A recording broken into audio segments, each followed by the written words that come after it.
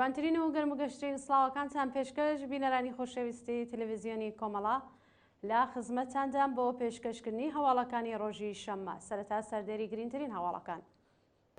شەپۆلی ئێدامی بەندکراوان لە زیندانەکانی ئێران و لەوانە کوردستان، کۆبوونەوەی خەڵکی قشم لە ئاز نەدانی مەسکەنی ملی، ناڕزایەتی کرێکارانی شارەداری لە چابەهار، سەپاندنی سزای 75 ساڵ زیندان بەسەر 15 شارۆمەندی بەهایی لە ئیسفەهان، کوژرانی 2 فەرماندەی حەماس لە باشووری لوبنان و ژەهراوی بوونی 90 قوتابی کچ لە ئەفغانستان.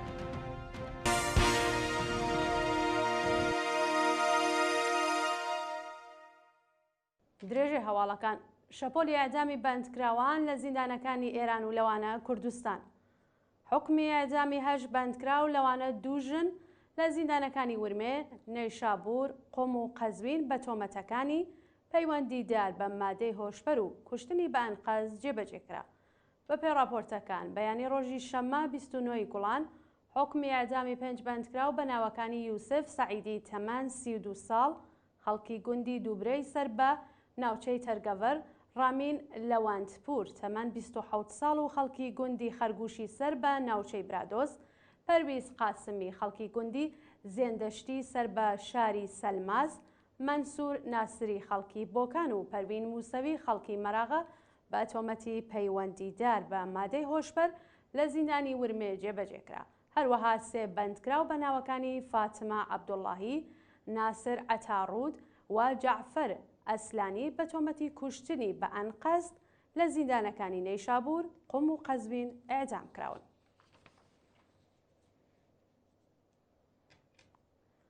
ناڕوونی چارەنووسی 2 بەندکراوی سیاسی لە گرتوخانەی دەسەڵاتی ورمێ. وێڕای تێپەڕبوونی 1 ساڵ و 28 ڕۆژ بەسەر کاتی دەست بەسەرکرانی سیامەک هەیاسی و ئالان داخدار خەڵکی گوندی حاجیاوای بۆکان لەلایەن هێزەکانی حکوومەتەوە چارەنووسیان بە ناڕوونی ماوەتەوە.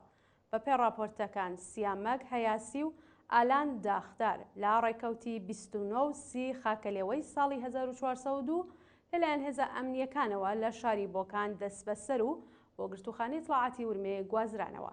سیامەک بۆ ماوەی 109 ڕۆژ لە بەندی تاکەکەسیدا ئەشکەنجە و ئازاد دراوە و لە کۆتاییدا هەردوو بەندکراو بە هەوڵی تێکدانی ئاسایشی وڵات و هاوکاری لەگەڵ یەکێک لە حیزبە نەیارەکانی ڕژیم تۆمەتبارکران. ئاگردانی زەنجیرەیی مەزرای گەنمی جوتیاران لە سەرپۆلی زەهاو. ڕۆژی هەینی 28 گوڵان مەزرای گەنمی دانیشتوانی گوندی ڕەشیاوای سەر بە شارستانی سەرپۆلی زەهاو لەلایەن ناحەزانەوە ئاگردرا. ئەمە چەندمین جارەکە مەزرای گەنمی جوتیاران لەلایەن کەسانی ناحەزەوە دوژمنانی ژینگەوە لە شاری سەرپۆلی زەهاو ئاگر دەدرێت. بەوتەی هاوڵاتیان لە ئاگری چەند ڕۆژی ڕابردوودا دەیان هێکتار لە گەنمی جوتیاران لە ناوچوە و زیانێکی زۆر بەر کشاوەرزانی ئەو شارە گەشتووە. کۆبوونەوەی خەڵکی قشم لە ئاسلەدانی مەسکەنی ملی. ڕۆژی هەینی 28 گوڵان گەنجانی دوورگەی قشم لە ئاز دابینەکردنی زەوی بۆ دروستکردنی پرۆژەی مەسکەنی ملی ناڕەزایەتیان دەربڕی. بەوتەی ناڕازیان دەوڵەت لەژێر ناوی دروستکردنی پرۆژەی مەسکەنی ملی پارەی لە خەڵک وەرگرتووە، بەڵام هێشتا زەمینی بۆ سازکردنی شۆقەکان دابین نەکردووە. بلا تەکلیفی پرۆژەکە تووڕەیی گەنجانی لێکەوتوێتەوە و ڕۆژی ڕابردوو لە کۆبوونەوەیەکی ناڕەزایەتیدا دوایین هۆشداریان بە دەوڵەتدا. ناڕەزایەتی کرێکارانی شارەداری لە چابەهار. ڕۆژی هەینی 28 گوڵان کرێکارانی بەشی فەزای سەوزی شارەداری چابەهار لە ئاز جێبەجێ نەکردنی داخوازیەکانیان ناڕەزایەتیان دەربڕی. بەپێی راپۆرتی حالڤەژ کرێکارانی بەشی فەزای سەوزی شارەداری چابەهار لە ئاز نوێنەکردنەوەی قەرارداد و نەدانی حەقی بیمەکانیان با ڕێکخراوی تامینی نیشتیماعی ناڕازین و دەڵێن بەهۆی جێبەجێ نەکردنی داخوازیەکانیان لە بلا تەکلیفیدا ماونەتەوە و تووشی کێشەی دەرمانی بوون. گیانەدەستان و برینداربوونی 5 کرێکار بەهۆی نەبوونی ئیمنی شوێنی کار. ڕۆژی پێنجشەمە 27 گوڵان بەهۆی نەبوونی ئیمنی شوێنی کار 5 کرێکار لە شارەکانی سەروستان و کوهبێنان تووشی ڕووداوی کاربوون و لە کامی ئەو ڕووداوەدا 4 کرێکارگیانیان لەدەستا و کرێکارێک بریندار بوو. بە پێی زانیاریەکان کرێکارانی شاغڵ لە پرۆژەی ڕێگەوبانی محوەری شیراز بۆ سەروێستان تووشی ڕووداوی هاتۆچۆ بوون و بەهۆیەوە 3 کرێکارگیانیان لەدەستا و کرێکارێکیش بریندار بوو. لەلایەکی دیکەوە کرێکارێکی شاغڵ لە معدەنی بەردی خەڵوزی کوهبێنان بەهۆی داڕمانی بەرد بەسەریدا گیانی لەدەستاوە. ناسناوی ئەو کرێکارە حەسەن سەیاد تەمەن 40 ساڵ خێزاندار و باوکی 2 منداڵ ڕاگەاندراوە. گواستنەوەی چالاکی سنفی معلمان بۆ زیندان. ڕۆژی پێنجشەمە 27 گوڵان محەممەد سەعیدی ئەبوو ئێسحاقی ئەنجامی کانونی سنفی فەرهەنگیانی 4 مەهال و بەختیاری لە شاری لۆردێگان بۆ زیندانی ئەو شوارە گوازرایەوە. محەممەد سەعیدی ئەبوو ئێسحاقی 20 ڕۆژ لەوەبەر لەلایەن ئیدارەی ئیسلاحاتی لۆردێگان دەست بەسەر و بۆ گرتوخانەی ئەو ناوەندە ئەمنیەتە ڕاگوێزرا بوو. ناوبراو لە ماوەی بەندکرانیدا لە دەستڕاگەیشتن بە پارێزەر و چاوپێکەوتن لەگەڵ بنەماڵەکەی بێبەش و ڕۆژی پەنجشەممە پاش تەوابوونی قۆناغەکانی لێپرسینەوە بۆ زیندانی ئەو شارە گوازراوەتەوە. بەڕێوەچوونی حکمی شەلاقی بەندکراوێک لە مەلیکان. ڕۆژی پێنجشەمە 27 گوڵان حکمی شەلاقی بەندکراوێک بە ناوی سەعیدوڵڵا ئاقاجانی لە شاری مەلیکانی سەر بە پارێزگای ئازەربایجانی شەرقی بەڕێوەچوو.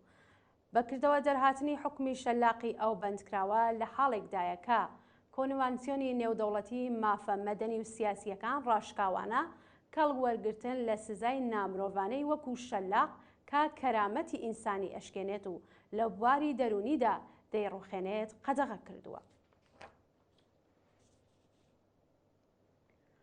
بێبەشکرانی بەندکراوێکی سیاسی لە خزمەتگوزاری پزیشکی لە زیندانی قزل حیسار.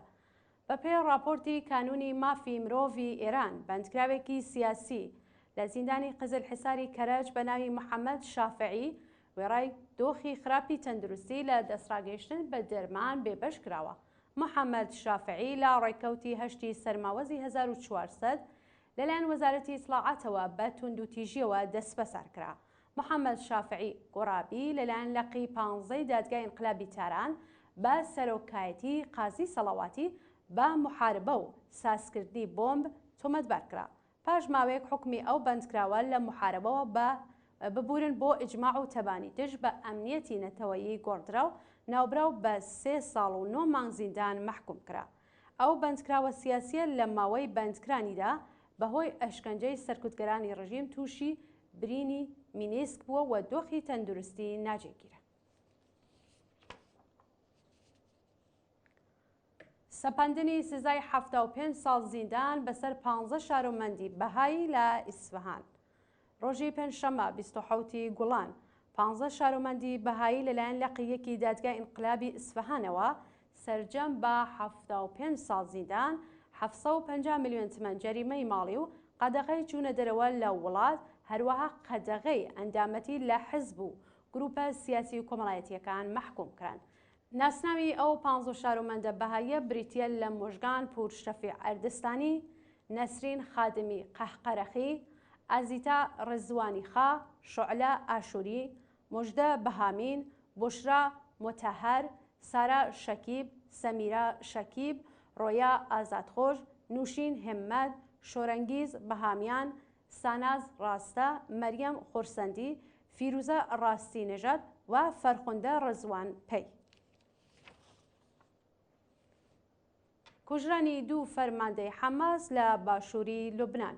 ڕۆژی هەینی 28 گوڵان 2 فەرماندەی گەورەی حەماس و جیهادی ئیسلامی لە هێرشی پەهبادی ئیسرائیل بۆ سەر باشووری لوبنان کوژران.